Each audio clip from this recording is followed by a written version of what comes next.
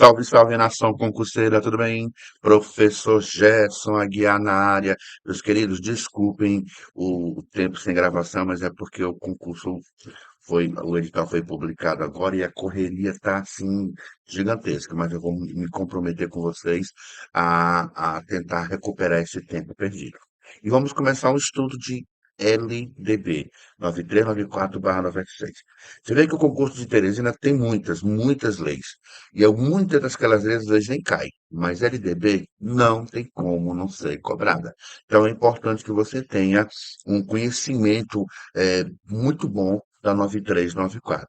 E é isso que nós vamos fazer a partir de agora, fazer um estudo de LDB. Sem mais delongas, vocês me conhecem, que o Todo-Poderoso nos acompanhe, que teremos uma boa aula, vamos trabalhar. Bom, a 9394/96, a nossa LDB, anote aí no teu material, ela tem um nome, tá? É uma informação a mais que sempre, vamos lembrar que eu sempre gosto de pecar pelo excesso, nunca pela omissão, tá certo? O nome da nossa lei é Lei Darcy Ribeiro. Lembre disso na hora da prova. Se tiver essa pergunta, você já sabe, tá bom? Bom, a LDB, ela começa, o legislador, ele começa falando de uma coisa que é corriqueira para nós, mas que ainda causa uma dúvida em muitos professores. Muita gente faz uma associação como se fossem sinônimos. Acham que educação e ensino são a mesma coisa. E não é. Não é. E o próprio legislador, no artigo 1º do LDB, já traz essa diferenciação. Ele coloca o ensino no seu lugar e a educação no lugar dela. Tá? Então vamos ver, com base na redação, o que é educação para a LDB.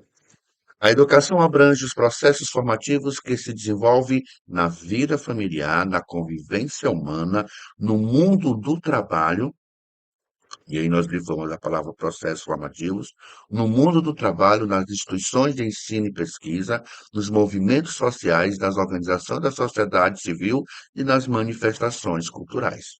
Ora, educação são esses processos, e sempre gosto de lembrar disso, né? Processos formativos que se desenvolvem na sociedade. Então, essa é a primeira noção que tu tem que ter. Onde acontece a educação? A educação acontece em todo lugar, a todo momento, em todo instante, ok? Como está colocado na redação, gente, ó, na vida familiar, na convivência humana, no mundo do trabalho, nas instituições de ensino e pesquisa, nos movimentos, enfim, a educação acontece em todo lugar. E esse é a informação que tem que levar quando se fala em educação. São esses processos que acontecem a todo instante, a todo momento. E observe como o legislador ele foi perspicaz. Ele coloca, ó, né? Ele coloca o quê? Esta lei tem uma função. Qual seria? Disciplinar a educação escolar, tá certo? Então, ele traz o conceito de educação, que são esses processos formativos que se desenvolvem na sociedade, e diz, ó, eu, LDB, não tenho condição de contemplar toda essa lei.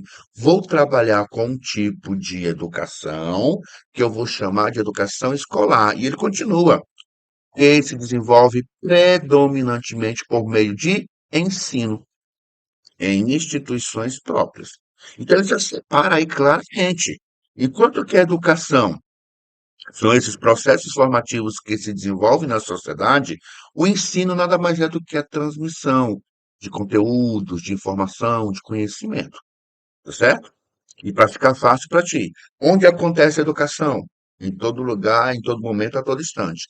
Onde acontece o ensino? Sala de aula, tá? Cristaliza desse jeito que não erra jamais. E essa informação, ela é base para muitas das questões cobradas em LDB. Tá? Educação não é sinônimo de ensino. Educação são esses processos formativos, e dentro da educação eu vou trabalhar um tipo de educação que eu vou chamar de educação escolar, que acontece por meio de ensino. E essa educação, queridos, ela está vinculada a quê?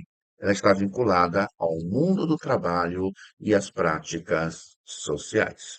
Beleza? Vamos lá. Então, quem é que educa? Do ponto de vista etimológico, do ponto de vista do conhecimento inicial, quem educa é a família. Nós, professores, temos a obrigação de ensinar. Nós não temos a obrigação de educar. Professor, não. Nossa função é ensinar. Claro que o nosso ensino tem que ser acompanhado de uma educação, tem que ser acompanhado de metodologia de didática. Porém, a educação, é aquele ditado, que a educação vem de casa. É basicamente isso mesmo, a educação vem de casa. Então, nossa função não é educar, é ensinar. Tudo bem? Bom, cristaliza então. Para a LDB, o que seria educação? Tu vai lembrar. Processos formativos que se desenvolvem na sociedade. O ensino seria a transmissão dessas informações, desses conteúdos, de conhecimentos, beleza? A LDB ela tem uma função. Qual é a função da LDB? Disciplinar a educação escolar.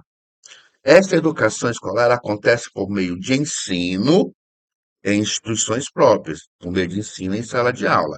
E ela é vinculada a quê? Ao mundo do trabalho e às práticas sociais. Aí o artigo primeiro cristalizado. Vamos adiante. Bom, dever com a educação. Você tome cuidado, porque as bancas, elas cobram Constituição, elas cobram LDB, elas cobram ECA, e você tem que ficar atento em relação a isso. Se fosse a Constituição, o dever seria de quem? A Constituição diz assim: educação, dever, direito de todos, é dever do Estado e da família. Por quê? Porque a Constituição traz as obrigações legais que o Estado tem para com o seu povo. Já a LDB não, é família e Estado. Mas, professor, é só um jogo de palavras? Não, gente. Vamos lá. Para a LDB, o que é educação? Processos formativos que se desenvolvem na sociedade. Quem é a célula da sociedade? É a família. Por essa razão que é família, depois Estado. Tá bom? Bom, essa educação, ela está baseada em dois princípios. Professor, são aqueles 14 princípios, e aí a importância de eu saber o que é ensino e do que é educação. Aqueles 14 princípios são princípios de ensino. Aqui eu estou falando de princípios de educação. E o princípio de educação são apenas dois.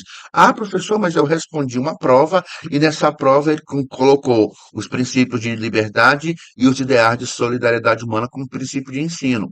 Meu amor, você vai pegar o que eu estou dizendo, que está na lei. Agora, você tem que ter a capacidade de adaptar-se ao que a banca cobra. Às vezes, na maioria das vezes, em boa parte das vezes, a banca cobra, ela tem, vamos dizer assim, né, a sua liberdade poética. Então, ela cobra do jeito dela, mas não é porque ela cobrou do jeito dela que tu vai errar uma questão. Princípios de ensino são diferentes dos princípios de educação, até porque educação e ensino não são sinônimos. Quantos são os princípios de ensino, de educação? Dois: princípios de liberdade e ideais de solidariedade humana. Tudo bem? Ok? Bom, e qual é a finalidade da educação? Professor, eu tenho que aprender a finalidade da educação? Com certeza. Finalidade finalidade da educação básica, finalidade da educação infantil, finalidade do ensino fundamental, finalidade do ensino médio, finalidade da educação profissional tecnológica tem que dominar essa situação. Dominar. Por quê? Porque as bancas elas estão fazendo uma misturada com esses conteúdos na hora que eles fazem as questões. Tá bom? E aí eu tenho o pleno desenvolvimento do educando, seu preparo para o exercício da cidadania e a sua qualificação para o trabalho. Eita, professor, tá? Mas quem vai quer fazer no concurso não pode reclamar, não. Tem que jogar pesado. Bom, nada de reclamar. Vamos lá? Vamos cristalizar comigo. Para a LDB, o que é a educação é dever de quem? Da família e do Estado. Baseado em que princípios? Princípios de liberdade e ideais de solidariedade humana. E qual é a finalidade? Ao pleno desenvolvimento do educando. Seu preparo para o exercício da cidadania e a sua qualificação para o trabalho. Beleza? Bom, e aí eu tenho os princípios de ensino. Que são aqueles 14 princípios de ensino.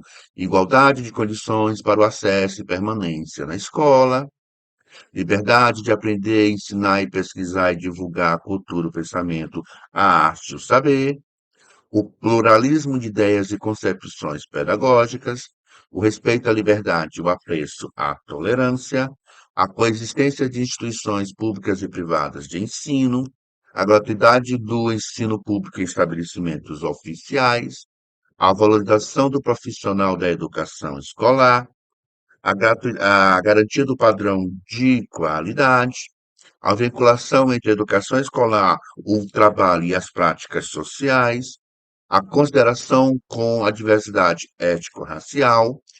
Eu vou deixar a gestão porque eu quero trabalhar com vocês isso aqui, tá? Vou pular aqui um pouquinho e depois eu volto. Garantir o direito à educação e aprendizagem ao longo da vida, respeito à diversidade humana, linguística, cultural e identitária das pessoas surdas, surdas cegas e com deficiência auditiva. Tem que saber, tá bom? Por quê? Eles pegam, às vezes, princípios de ensino com o dever do Estado, tá? Aí eles pegam o princípio de ensino e colocam como princípio de educação. Tem que dominar. Então, observe que esses princípios eles são autoexplicáveis. Apenas dois que eu gosto de trabalhar muito, porque eles causam, e as bancas sabem que eles causam dúvida e confusão na cabeça do aluno. São os dois que eu gosto de trabalhar. O primeiro é gestão democrática no ensino público. Primeiro, essa regra é para o ensino público. O ensino privado não tem a obrigação de seguir a gestão democrática. Tá bom? A redação diz assim, ó, gestão democrática do ensino público na forma desta lei. Que lei? A LDB. Então, para a LDB, o que caracteriza a gestão democrática? A gente vai ver lá no parágrafo 14, participação. Participação dos profissionais da educação na elaboração do projeto pedagógico da escola e participação das comunidades escolar e local em conselhos ou grupo de conselhos ou em grupo de conselhos comunitários, tá? Então você tem que tomar muito cuidado com relação a isso.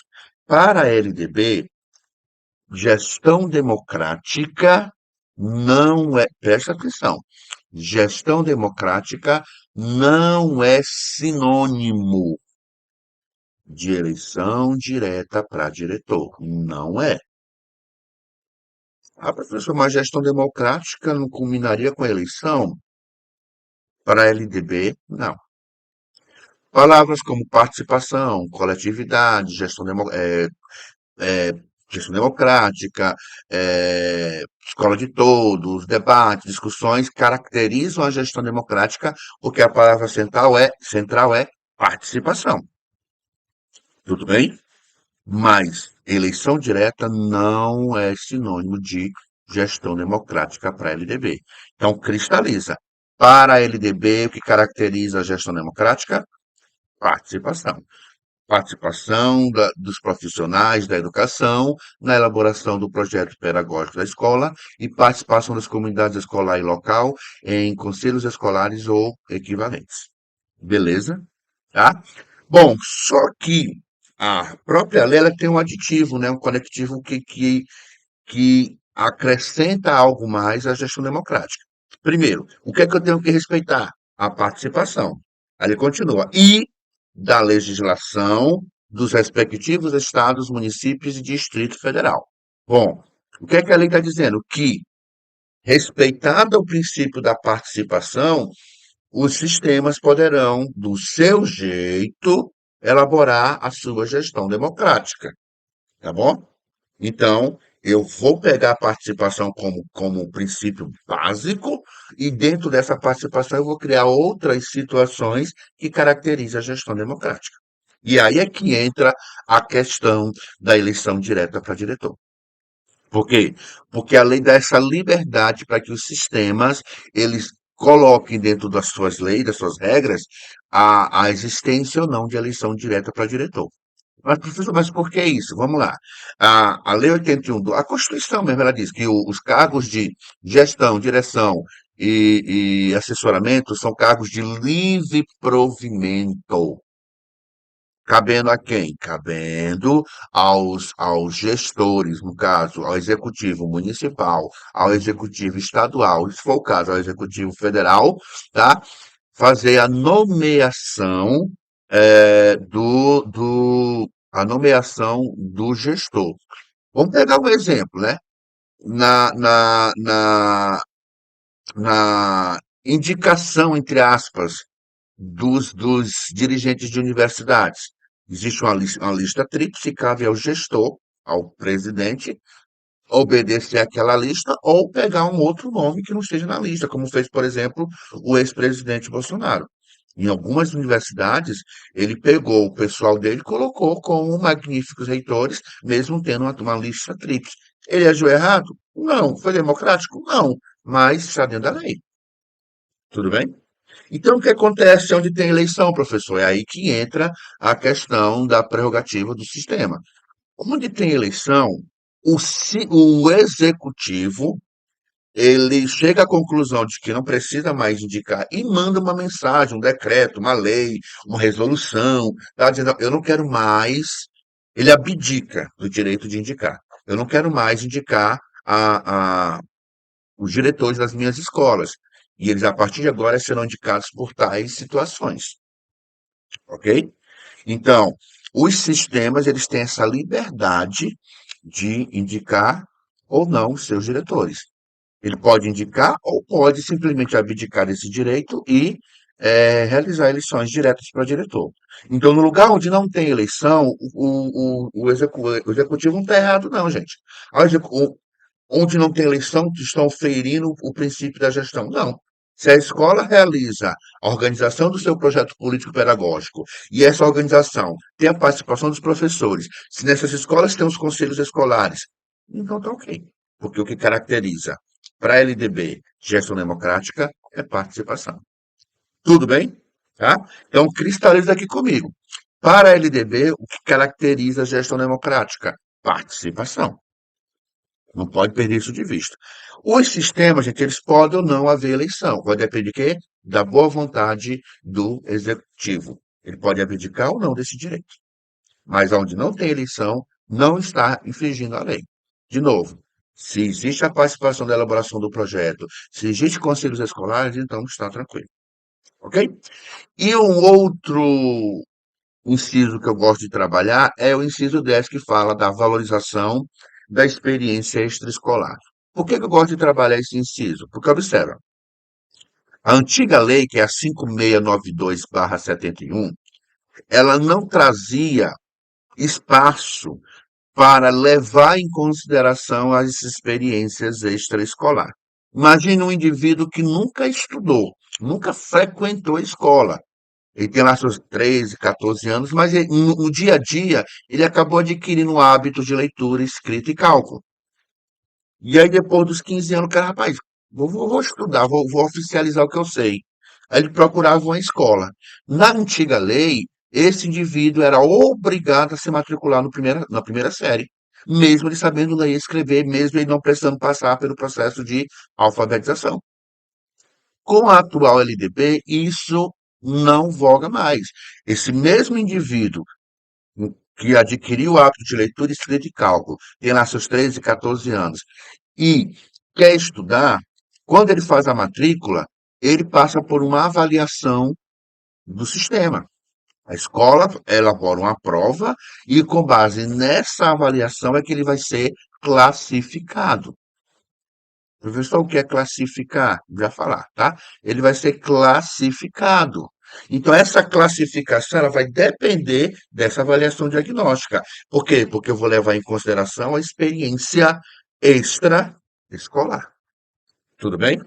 Então, para a antiga lei, a valorização extraescolar ela não existia. O indivíduo ele era, abre aspas, obrigado a matricular-se na primeira série. Hoje, com a LDB, essa classificação ela se dará mediante uma avaliação diagnóstica. Professor, o que é classificar? Queridos, classificar, anota aí no teu material. Classificar é fazer a matrícula do aluno na série adequada, ok? Quando eu faço a matrícula do aluno, eu estou fazendo uma classificação. E essa classificação se dará de três formas. Por promoção. O que é promoção? O aluno estudou um ano, no final do ano tirou as notas, foi aprovado, classificou-se, ou promovido. Transferência é quando o indivíduo sai de uma escola a outra, ou independentemente da escolarização anterior, mediante a verificação da aprendizagem. Aí entra quem? A valorização da experiência extraescolar. Tudo bem? Então, classificar e fazer a matrícula do aluno na série adequada. Se dará por promoção, transferência ou independentemente da escolarização anterior. Tá? Então, esses princípios vocês não podem, em hipótese alguma, deixar de trabalhar, deixar de tentar conhecê-los, porque eles são cobrados muito ultimamente. Tá? O dever do Estado com a educação. O dever do Estado com a educação escolar pública será efetivado mediante a garantia de é o Estado brasileiro sendo obrigado a cumprir com as suas obrigações, e a educação é um deles, tá? E essa obrigação ela vai ser efetivada mediante a garantia de educação básica obrigatória e gratuita dos 4 aos 17 anos de idade. De que forma? E aí eu quero chamar a tua atenção, meu aluno. Existe a educação básica e existe a educação básica obrigatória, que não é a mesma coisa. Vem comigo. Ó, quem é que compõe a educação básica? A educação básica é formada pela educação infantil, pelo ensino fundamental e pelo o ensino médio. Essa forma a educação básica. Quem é que forma a educação básica obrigatória? A pré-escola, o ensino fundamental e o ensino médio. O aluno desatento, ele vai dizer assim: ah, professor, mas é a mesma coisa. Não é. Mas a pré-escola não é educação infantil? É uma parte. A educação infantil é formada por quem, queridos? Pela creche e pela pré-escola.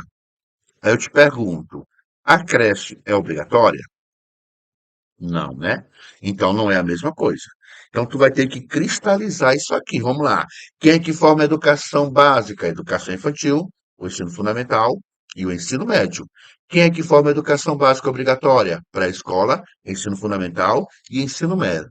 É a mesma coisa? Não, porque a educação infantil é formada pela creche e a pré-escola e a creche não é obrigatória. Tudo bem? Qual é a outra obrigação do Estado brasileiro? A educação infantil gratuita às crianças de até 5 anos. Muita gente lá traz a redação antiga, de 0 a 5 anos. Não existe mais, é até os 5 anos de idade. Ok? Outra obrigação, e aqui eu quero chamar a tua atenção.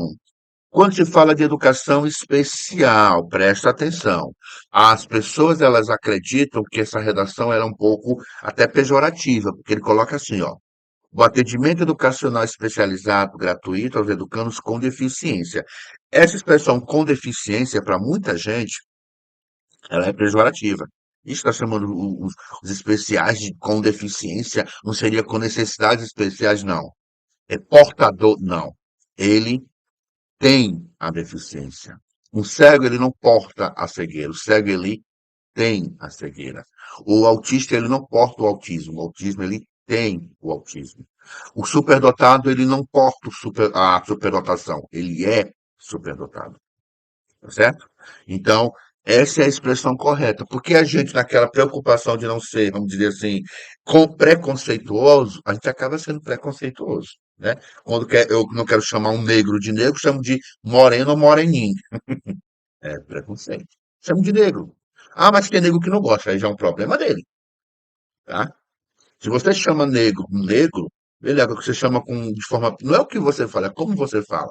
Cego, é o ceguinho. Não. Aí você está sendo realmente preconceituoso, tá bom? Então é com deficiência. Aí ele continua. Transtornos globais do desenvolvimento, altas habilidades ou superdotação. Deixa eu tentar ilustrar aqui. O que é uma pessoa, o que é um aluno com deficiência? É aquele que possui limitações físicas ou mentais, tá? Transtornos globais do desenvolvimento, exemplos são os autistas, são os que têm a característica de síndrome de Down, tá? Altas habilidades ou superdotação, são os alunos superdotados. Todos esses encaixam dentro da educação especial, tá? Transversal a todos os níveis, etapas e modalidades, e aí tu vai pegar essa expressão, preferencialmente na rede regular de ensino. Professor, por que o senhor selecionou preferencialmente? Porque qual é o erro que a gente comete? A banca te pergunta, onde eu vou matricular o aluno especial? Automaticamente tu diz assim, na rede regular de ensino. Está errado. Tu vai matricular o aluno especial preferencialmente na rede regular de ensino. Você tem que pegar esse preferencialmente, por quê? Porque a lei, ela não prende esse menino no regime regular. Ele pode ser matriculado lá, mas se dependendo da sua situação, ele pode ser colocado em um serviço especializado. Então, são duas informações que tu tem que levar. A primeira é esse com deficiência, que é o que as bancas cobram, e o segundo, esse preferencialmente na rede regular de ensino. Beleza? Outra obrigação do Estado brasileiro, a EJA, para aqueles que não puderam concluir na idade certa, né, ou que não tiveram oportunidades educacionais. Aí nós temos acesso aos mais elevados níveis de ensino, da pesquisa, da criação artística, segundo a capacidade de cada um. Aí é a leitura que você vai ter que fazer mesmo. Oferta do ensino autônomo regular, adequada às condições do educando, não tem muito o que explicar. Oferta da educação escolar regular para jovens e adultos com características e modalidades adequadas às suas necessidades e disponibilidades, garantindo ao que forem trabalhadores as condições de acesso e permanência na escola, leitura. Atendimento ao educando em todas as etapas da educação básica por meio de programas suplementares de material didático, escolar, transporte, alimentação e assistência à saúde. Padrões mínimos de qualidade de ensino definido como a variedade e quantidade mínimas por aluno de insumos indispensáveis ao desenvolvimento do processo de ensino-aprendizagem, adequados às idades e às necessidades específicas de cada estudante, inclusive mediante a provisão de mobiliário, equipamentos e materiais pedagógicos apropriados. Observe que essa redação é de 2022. E isso é interessante por quê? Porque quando a LDB ela foi promulgada, ela colocava nas, nos- nas disposições transitórias que as creches, três anos após a publicação dessa lei, ela teria que se adaptar, as novas creches e as creches existentes teriam que se adaptar à realidade dos alunos da educação infantil. Porque o que é que eu tinha no Brasil? Primeiro, eu não tinha educação infantil. Quando a educação infantil veio, ela veio para adultos ou para crianças maiores. E as crianças da educação infantil, elas acabavam sendo penalizadas. Por quê? Porque o mobiliário não era para elas. A parte sanitária não era para elas. A estrutura da escola não era para elas. Elas estavam lá de atrevidas, de enxeridas, sabe? Mas não era para elas. Hoje não. Hoje as creches elas vêm com um padrão para as crianças pequenas. As cadeirinhas são pequenas, no banheiro, o banheiro deles são, os vasos são adaptados, porque tem que levar em consideração o processo de desenvolvimento desse indivíduo, ok? Vaga na escola pública da educação infantil ou de ensino fundamental mais próximo da residência a toda criança a partir do dia que completar 4 anos de idade. Isso é um avanço para o Estado brasileiro, porque observa, anos 80, escola era uma aqui e outra, né? Não existia escola. Anos 90 começa essa expansão, no ano 2000 já tem escola para todo lugar, e eu tenho que garantir que esse menino tenha acesso à escola, porque é um direito constitucional. Tá bom? Bom, professor, mas o menino mora na zona rural e lá não tem, e a casa dele fica distante da escola. Aí o sistema tem que garantir o transporte escolar dessa criança. Ok? Alfabetização plena. Gente, nós estamos em 2024. Depois de séculos, o Brasil percebeu que eu tenho que alfabetizar plenamente o meu aluno para que ele adquira uma essência, uma qualidade, uma excelência na educação. Olha o tempo que se passou para se chegar a essa conclusão. Alfabetização plena e capacitação gradual para a leitura ao longo da educação básica, observa, como requisitos indispensáveis para a efetivação dos direitos e objetivos da aprendizagem para o desenvolvimento dos indivíduos. Sabe, lógica, Não faz sentido. Já era para ter isso há muito tempo, desde o princípio da educação, né? Lembra que o Estado brasileiro, quando ele sai da Conferência Mundial de Educação para Todos, na cidade de Ontem, na Tailândia, o Brasil sai com a obrigação de melhorar os índices educacionais. E cria um sistema que primeiro é colocado como opcional facultativo, que é a aprovação automática, mas que hoje ela está oficializada. Hoje o aluno no ensino fundamental ele não fica retido. Não que a escola tenha que priorizar ou valorizar a retenção de aluno, não é isso. Mas, gente, o aluno ele não vai ficar retido. Eu, professor, tenho que saber. O meu diretor tem que saber. E só. Aí eu divulgo para os pais, aí eu divulgo para os alunos, aí eu divulgo para a família do aluno. Então o aluno já fica, ele já vem para a escola descompro. Ah, mas ele tem que ter a consciência. Gente, são crianças. Como é que eu vou chegar para a criança e dizer assim, do nada, ó, não se preocupa não. Eu estava numa reunião de pais uma vez, currículo oculto. Eu estava na reunião de pais uma vez e a minha supervisora na reunião disse, olha pessoal, nós vamos fazer um trabalho assim, assim, mas não se preocupem que os filhos de vocês não vão ficar reprovados. Aí eu olhei para ela assim, mas para quê? Ela disse, não, mas os pais têm que saber. Eu digo, para quê? Os pais vão passar por menino. Aí o menino vai dizer, ah, não vou estudar porque eu estou aprovado. Ah, mas eles têm que ter consciência. Gente, consciência não nasce assim, é um processo. Ninguém conscientiza ninguém. Mas eles têm que ter consciência. Eu digo, eu acho que a gente fez besteira. Então, as próprias secretarias passam essa informação desnecessária aos pais. E que, por sua vez, repassam aos alunos. E aí os alunos não estudam. Eu vou estudar para quê se eu já estou aprovado? Né? Infelizmente. E acaba prejudicando, acaba complicando o trabalho do professor. Porque o professor que tem esse trabalho de tentar sensibilizar o aluno, ele fica sem armas. Aí eu vou fazer uma prova, para que eu vou me preocupar com essa prova se eu estou aprovado? De novo, não é que a escola tem que ter foco na reprovação. A escola tem que ter foco na aprendizagem.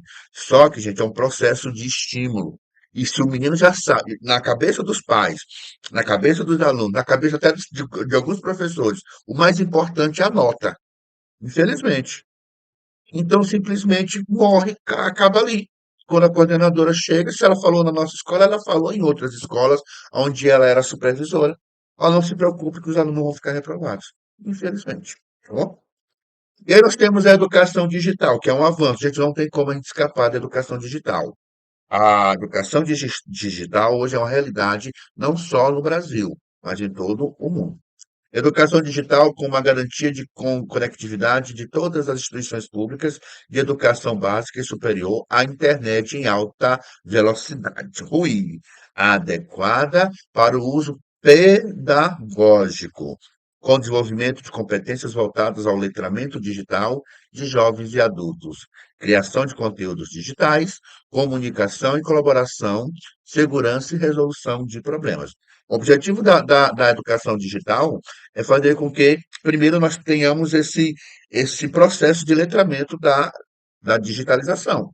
Tem professor que, às vezes, não sabe fazer nem um slide, infelizmente, né? O pessoal domina o TikTok, mas só. Aí precisa fazer um trabalho, pede alguém para fazer porque não tem esse domínio. Computador, para muita gente, para muitos professores, infelizmente, é um bicho-papão, ok? E o contato com as redes. Aí, meu filho, é que o negócio bagunça, ok? E ele coloca, ó, para efeito do disposto no inciso 12 do caput desse artigo, as relações entre ensino e aprendizagem, desculpe, a relação entre ensino e aprendizagem digital deverão prever técnicas, ferramentas e recursos digitais que fortaleçam os papéis da docência e aprendizagem do professor e do aluno, e que criem espaços coletivos de mútuo desenvolvimento. E aí é mais um processo, porque hoje praticamente não se pega mais em papel. Tudo é digitalizado, infelizmente. Desculpe. E dentro dessa situação, eu tenho que ter o feeling, como diria Yves Delataille, eu tenho que ter esse feeling para saber em que momento não vou substituir, mas utilizar a digitalização como uma ferramenta a mais. O governador de São Paulo, por exemplo, queria acabar com o papel e colocar só os livros digitais. Não eu. erro gritante. O material digital, ele tem que ser uma complementação, e não uma coisa, a primeira e única ferramenta. Mas a gente sabe que o objetivo dele era outro, né? Ok? E aí nós temos a pedagogia hospitalar. O que é essa pedagogia hospitalar? Eu tenho um aluno. Esse teu aluno, ele sofreu um acidente, ficou internado, graças a Deus voltou, né, desse período, mas ficou ainda em recuperação. Tá bem, aquela coisa toda, mas ele não pode voltar à escola. Essa criança não pode ter prejuízos educacionais. O que é que o sistema vai fazer? O sistema vai criar mecanismos para que esse aluno receba assistência educacional. Esteja ele internado no hospital, esteja ele internado em casa. Literatura. É assegurado atendimento educacional durante o período de internação ao aluno da educação básica internado para tratamento de saúde em regime hospitalar ou domiciliar por tempo prolongado, conforme dispuser o poder público em regulamento na esfera de sua competência federativa. Aí os alunos perguntam, professor, como é que vai acontecer? Ninguém sabe. Porque cada sistema vai trabalhar a sua maneira. A gente não pode trazer, gente, para cá o particular. A gente tem que trazer para cá o geral, o holístico. Porque a banca vai te cobrar o holístico. Ah, mas na minha escola, não interessa a tua escola. Interessa o geral, o holístico sempre. Tudo bem? A gente vai parar por aqui, tá? Esse estudo de LDB. No próximo bloco, nós vamos fazer dar continuidade do material e vamos fazer aqui um cristalizando para poder encerrar bonito essa parte, tá bom? A educação básica obrigatória oferecida às crianças, aos indivíduos dos 4 aos 17 anos. Educação infantil para as crianças de até 5 anos, educação especial para os educandos com deficiência, transtornos globais de desenvolvimento, altas habilidades ou superdotação, transversal a todos os níveis, etapas e modalidades, preferencialmente na rede regular de ensino, EJA para aqueles que não concluíram na idade própria, vaga mais próxima da criança a partir do dia que completar 4 anos de idade, e educação hospitalar para aluno internado, tá? Nós vamos parar em direito público subjetivo e é aqui que nós vamos nos encontrar no próximo bloco, tá bom? Fiquem todos com Deus. Um abraço.